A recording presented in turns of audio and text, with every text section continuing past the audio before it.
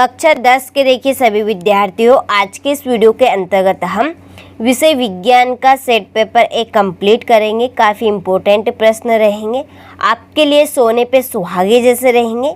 इसलिए देखिए आपको प्रश्नों को अच्छे से कंप्लीट करना है कि इस प्रश्न के मुझे 100% नंबर मिलने चाहिए।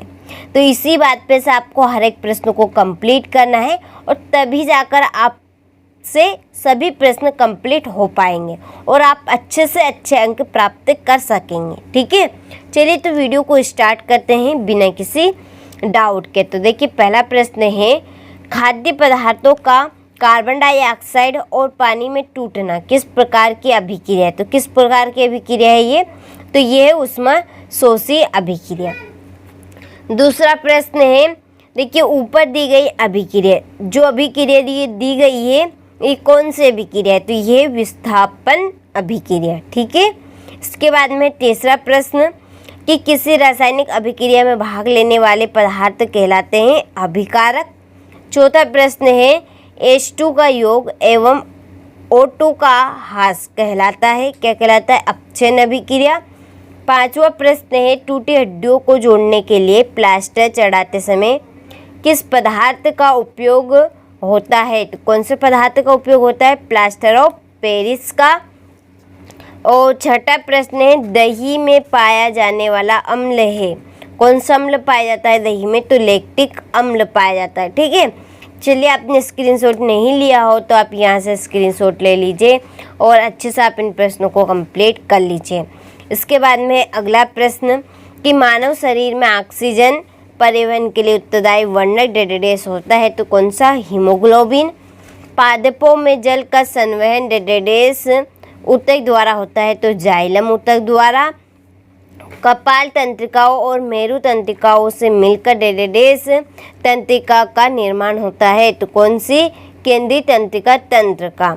इसके बाद में अगला प्रश्न कि अग्नाशय से निकलने वाले प्रोटीन पाचक विकर का नाम डेडेडेस है, में इसका क्या नाम है? तो ट्रिप्सिन है। क्या है? ट्रिप्सिन।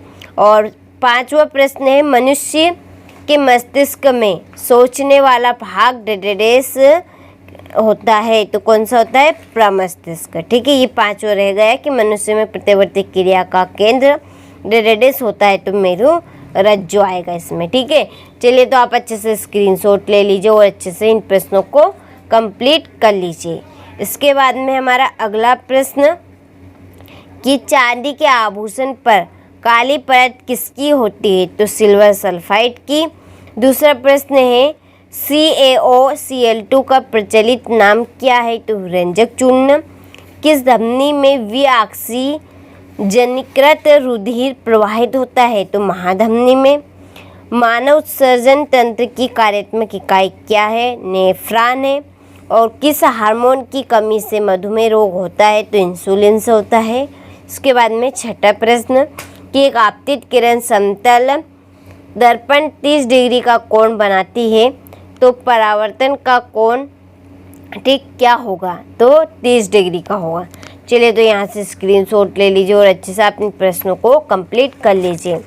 इसके बाद में है अगला प्रश्न, देखिए सही जोड़ी, जो कि मैंने यहाँ पे नंबर डाल दिए। आपको किसी भी तरह की समस्या नहीं आएगी, तो आप स्क्रीनशॉट ले लीजिए और अच्छे से इनको कंप्लीट कर लीजिए। इसके बाद में हमारे सत्य है, इन पे भी मैंने टिक मार्क लगा दी है। आप अच्छे से स्क्रीनशॉट लें ताकि आप सभी का ज़्यादा समय बर्बाद ना हो, कम समय में आप अच्छे से तैयारी कर सकें।